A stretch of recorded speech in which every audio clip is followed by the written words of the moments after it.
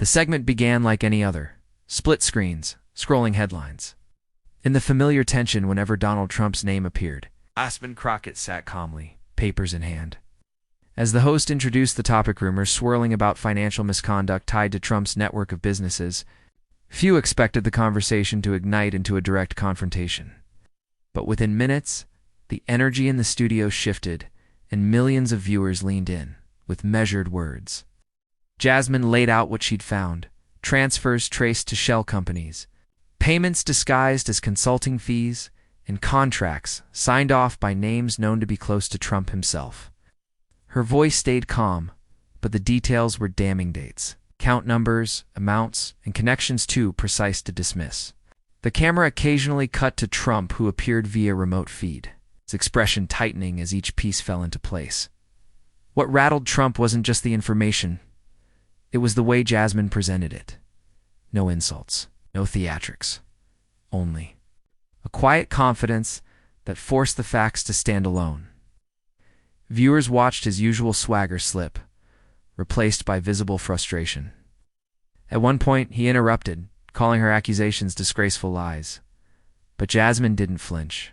She simply repeated the evidence, line by line, refusing to meet anger with anger. The turning point came when she cited documents never seen publicly before. Emails linking a now-shuttered charity to political donations routed through corporate accounts. Trump's face tightened further, and his voice rose as he tried to pivot, blaming deep state forces, the media, and even Jasmine herself. But the more he spoke, the clearer it became he had no answer for the documents on screen. His panic wasn't hidden. It played out. Live clips of that moment raced across social media, Trump's voice cracking slightly, his gestures sharp and defensive, while Jasmine stayed composed, eyes on the camera, voice unwavering.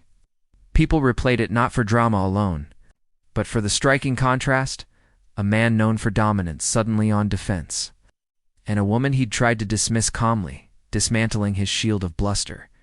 Critics rushed to defend Trump, calling it an ambush, but the footage showed the opposite: a fair question, a factual answer, and an eruption that came only when the facts grew too heavy to deny. Jasmine's refusal to shout back made his panic louder, more obvious.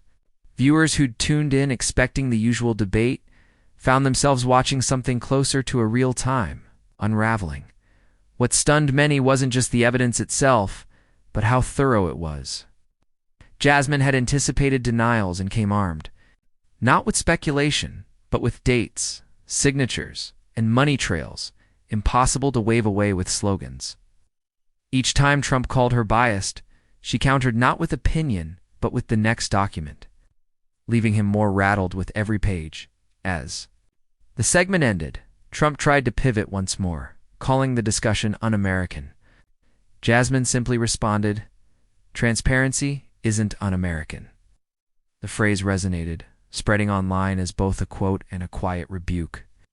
It captured why the moment struck so deeply. It wasn't an attack driven by hate, but by the belief that truth still matters, even when it's inconvenient for the powerful. When asked later why she stayed so calm, Jasmine answered that outrage often hides uncertainty, but facts don't need to shout to be heard. Her composure became part of the story, a reminder that strength isn't always loud. For many watching, her calm dismantling of Trump's defenses did what years of fiery debate hadn't. It forced the conversation back to what could be proven by nightfall. Headlines no longer focused on Trump's denials, but on the evidence Jasmine had laid out. Analysts debated legal consequences, but one thing felt settled. In those few minutes of live TV, a wall of bravado had cracked hand. Millions had seen the cracks form in real time. In the days that followed, the ripple effect spread far beyond that single broadcast. Newsrooms replayed the clip frame by frame, highlighting the second Trump's confidence slipped, his words tripping over each other. Commentators debated whether it was the documents themselves or Jasmine's unflinching delivery that forced the panic into daylight.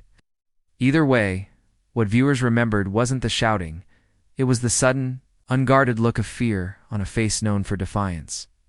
Social media transformed the moment into countless edits, slow-motion replays, captions, quoting Jasmine's calm statements, and split screens showing Trump's escalating frustration against her steady tone.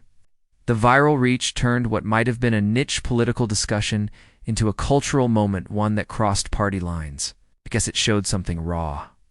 The difference between force and evidence, between volume and substance. Critics tried to claim it was a staged attack, but the facts Jasmine presented were verifiable. Independent journalists quickly confirmed the payments, the emails, and the shadowy corporate roots.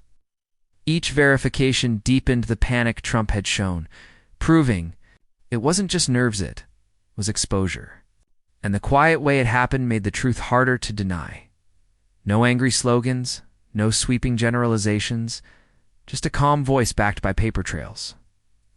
Jasmine, meanwhile, refused to bask in attention. When interviewers asked how it felt to see Trump rattled, she answered the same way each time, that the story wasn't about her composure, but about what the evidence revealed. That refusal to personalize the moment reinforced her credibility, keeping the spotlight where she believed it belonged, on the money that moved behind closed doors and what it meant for trust and leadership. For Trump's allies, the fallout proved harder to contain than expected. Traditional defenses accusing bias. Spinning fake news lost impact when the evidence came from original documents shown on screen. The panic they'd hoped to hide had instead become the headline. Even those who still supported him privately admitted the segment had landed differently, not because Jasmine was louder, but because she didn't need to be. What stuck most for viewers was the power shift that happened live. A figure once feared for his dominance found himself scrambling, voice cracking under weight of facts he couldn't shout down. And Jasmine, once framed as an underdog, showed that real strength. Sometimes sounds calm, sometimes even quiet, but it stands firm when challenged. The reversal felt larger than politics. It felt like proof that truth can still shake power in quieter moments. Jasmine acknowledged the cost of confronting someone as relentless as Trump. She spoke of threats, online abuse, and sleepless nights, but insisted the risk was worth it. Her resolve turned the clip from mere spectacle into something closer to civic lesson, that panic often follows exposure, and silence can crumble when evidence speaks louder than words. By week's end, the clip had become part of a wider debate about accountability. Viewers who rarely watched political panels shared it, not as partisan victory, but as proof that prepared facts can still pierce even the thickest armor of bravado. The panic wasn't just Trump's. It was a crack in the idea that sheer force of personality can always bury truth. And so, long after the cameras stopped rolling, what remained wasn't Jasmine's voice raised in anger or Trump's loudest denial. It was the sight of calm words forcing panic into view, and the reminder that in the contest between power and truth, sometimes all it takes is someone willing to lay out the facts and let the silence that follows say the rest.